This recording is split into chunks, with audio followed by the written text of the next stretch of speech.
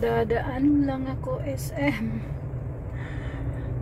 Dadaan lang ako. Yan.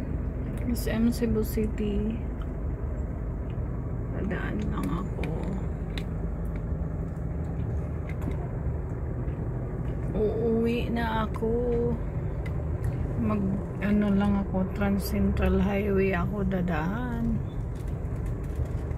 Pero medyo konting may katrafikan lang dito sa dinadaanan ko. Lalo na kanina dun sa sa First Mactan Bridge. Grabe traffic dun kanina. Kaya natagalan ako. Kasi ayoko kasing dumaan sa highway. Kasi ang nasa isip ko baka traffic din dito pala, traffic din pala. Pero pag andun na sa bundok, hindi naman traffic doon Bihira lang yung mga dumadaan doon na sasakyan. Kaya ako doon lang ako dadaan. Para makauwi, para makabalik din agad. That's all guys.